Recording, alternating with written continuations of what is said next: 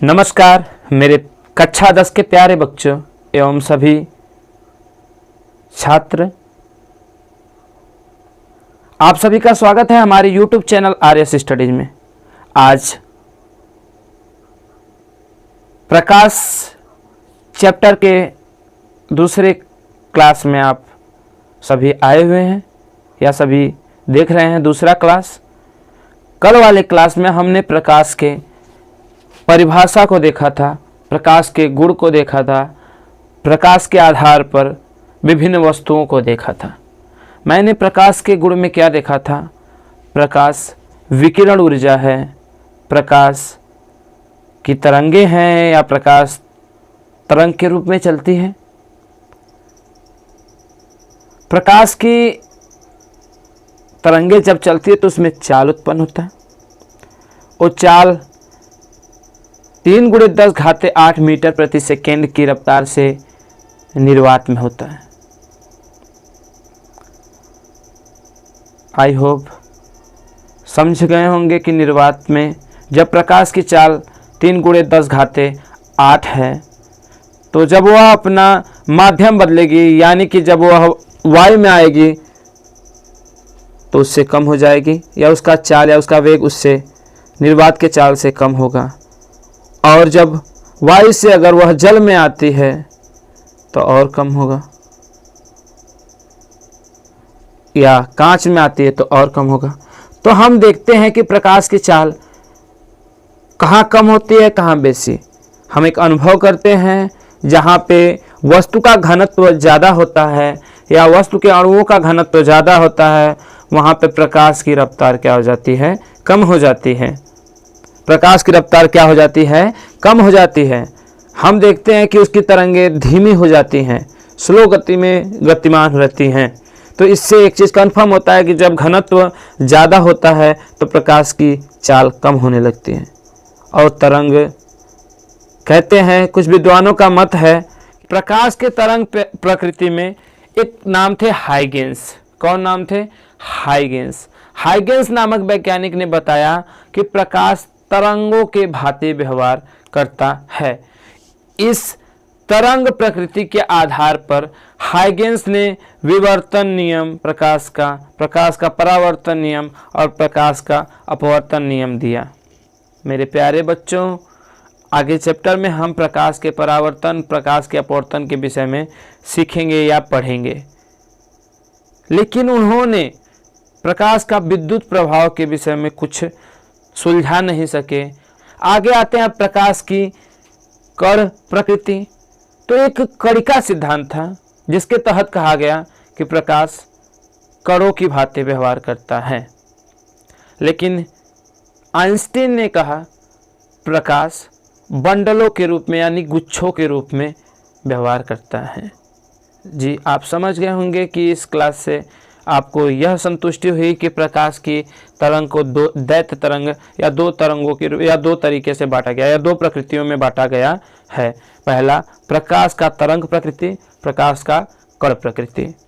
बच्चे, अगला टॉपिक हम पढ़ेंगे प्रकाश का परावर्तन। प्रकाश का परावर्तन, प्रकाश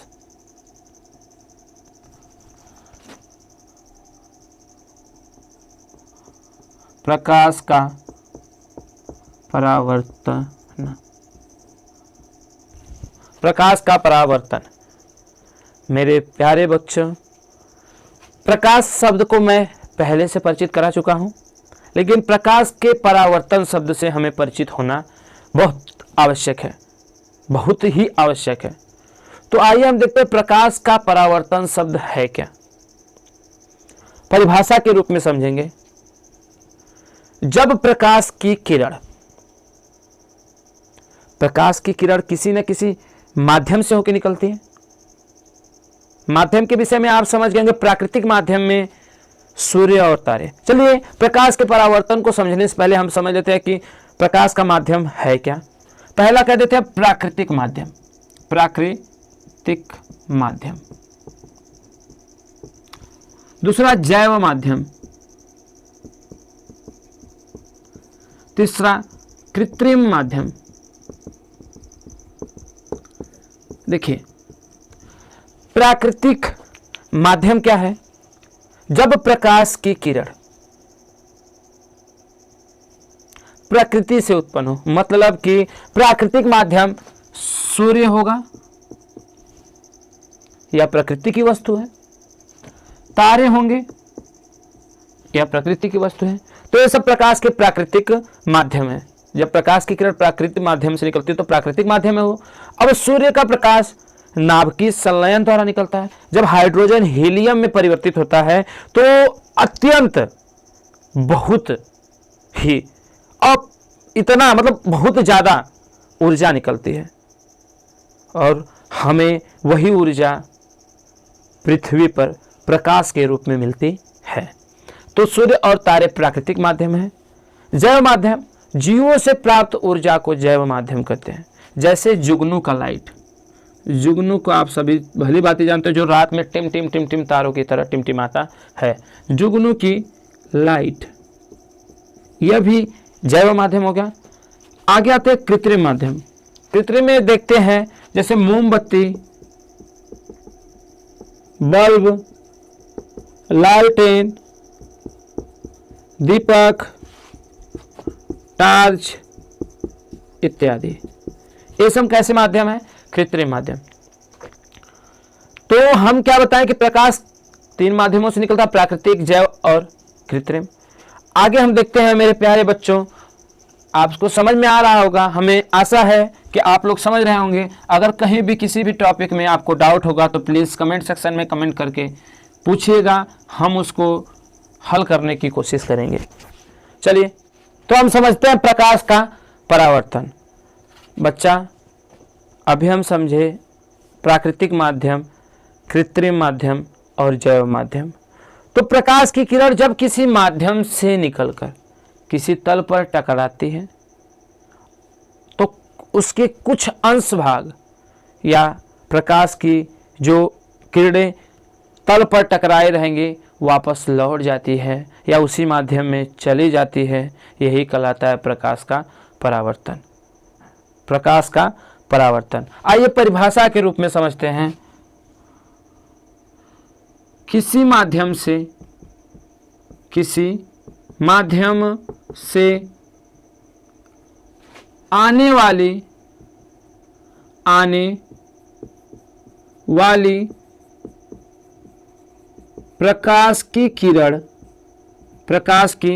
वाली प्रकाश की किरण किसी